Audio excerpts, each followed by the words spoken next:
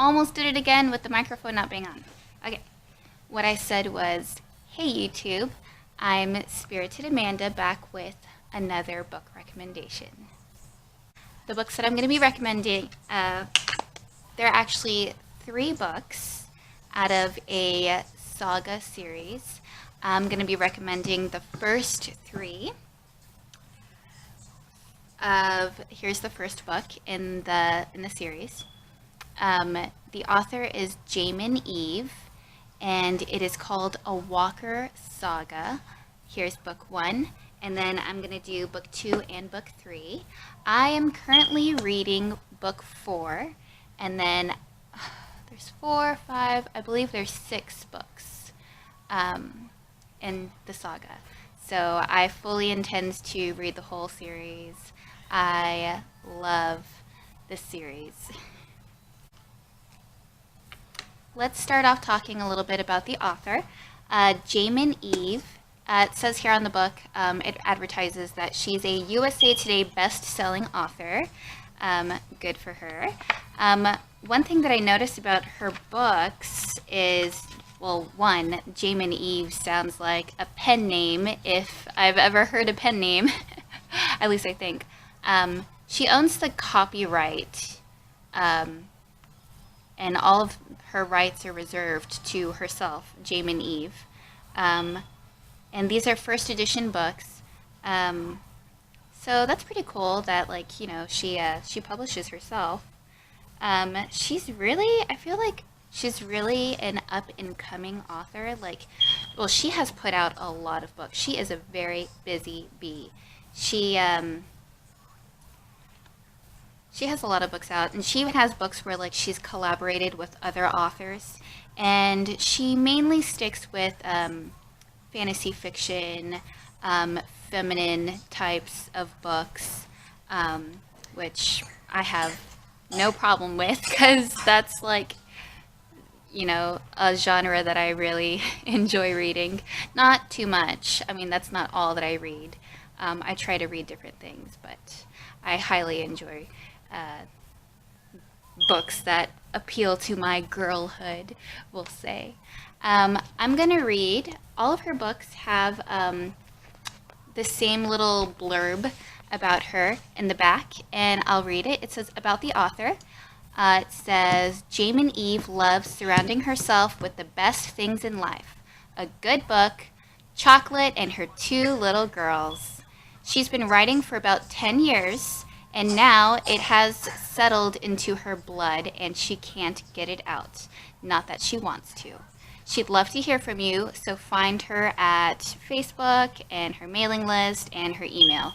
Like, all right there. I mean, she just seems like so attainable. You know, I'm even subscribed to her on YouTube.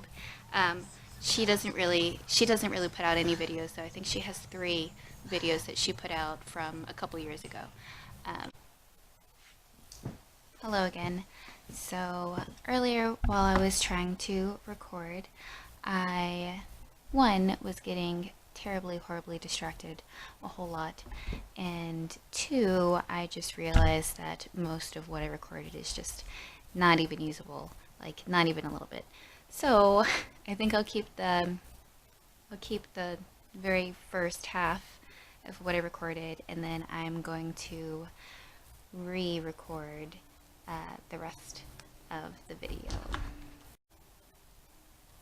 So when they land on First World, the description of First World is just so breathtaking and so beautiful. This world has a purple sky, which I just love the idea of looking up and the sky being purple. Wouldn't that be so gorgeous? And it's known for its beautiful, luscious green forests. First World is probably the most well-rounded and magical of probably all the worlds and the planets, which I guess I can show you here on the back of every book. They have this picture, and these are all of the worlds in the universe. This is Earth. I know for sure this is Grace. Grace is really, really hot. Um, and there's different ones. So, shortly after traveling to First World, you find out that Arabella has a, we'll say, destiny, and that everything leading up to her going to First World was kind of predestined. She is, in every sense of the meaning, the chosen one. So she's, let me just read you what I wrote here. So, everything was predestined, yes. In that Arabella is half god, aka walker, aka superhero, and then she's also half princess of the First World planet that she travels to with Lucy. Abigail gets to meet her father and mother for the first time since she was a baby, and you get all the gorgeous details of the planet that she originates from. Then you find out that since she's the chosen one, she's special.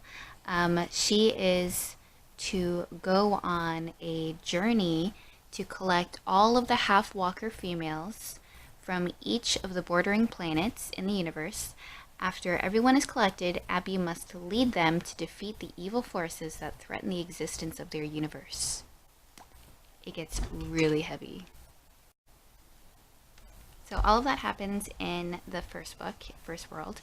And then there's book 2, which is Spurn. And Abigail and her posse travel through the dimension to the next world, Spurn. Spurn to me is by far the most beautiful so far. I'm on book 4 currently, because it's a water world. And the majority of the inhabitants on this planet live underwater, and they sleep on top of the water, but they spend the majority of their time under the water, and they are adapted to spend a major portion of their days under the water. The people here are very amphibian looking, so less mermaid, unfortunately, more amphibious. So they come to the planet with vague orders to find the half-walker princess of the planet, and she could really be anywhere. But luckily, for Abby and her friends, Talina, which is the girl here on the cover, Talina, oops, she sticks out like a sore thumb. And she's not really treated like a princess, but more like an outcast, because she's less adapted to the water world. She does have incredible, powerful water powers, but she's kind of seen as being a little bit of a weakling, because, she looks more walker, like her walker father, than she does the amphibian looking mother and their people of that planet. So Abby and friends have to try to convince Talina's beastly mother, her mother's just awful, they convince finally her mother to let Talina leave, and she wants to just kind of discover who she is, and while she's discovering who she is, she joins on the bandwagon to the mission to hopefully save the universe. So let's go to the next planet, which is Krace. The girl on the cover, her name is Fury, and she is the halfling, half-walker princess on Krace. And she is nothing at all like the character of Talina. Talina's more sensitive and sweet, whereas um, Fury is, she's got an attitude and she's very kind of angry. um, but then again, the planet Krace, which Fury comes from, is just about the opposite of Spurn, so that could have something to do with it. They essentially have to rescue Fury from this barren and unforgiving, scorching planet named Krace. Aside from her attitude problem and anger issues, Fury is even easier to pick up because, unfortunately, she doesn't have a father or a mother to leave behind. Her mother died of a broken heart after after her father abandoned her. And the only person Fury has to leave is her longtime love. His name is Dune. And Dune ends up joining in on the mission, and he ends up going with Fury. Shall we talk about the romance and the hookups of these books? Because they are bountiful. Basically, every female character has a male counterpart. And in the background, because there's a lot happening to the storyline and the plot, and with these females on their mission, but in the background, they are also all dealing with their love and relationships. And I mean, as you can see, these girls are just drop dead gorgeous. And so they have attracted equally as drop dead gorgeous male counterparts. And so, well, those are the books. So, thank you so much for tuning in. This is the end of the Walker Saga first 3 book videos. You can look forward or you can expect that I will be making another video in the future after I finish reading books 4, 5, and 6, because I absolutely 100% will. These books are, they're really fast reads. So, thank you so much, and please like and subscribe if you'd like to support me and my channel. And I'm going to leave you with Krace, with Fury and Krace.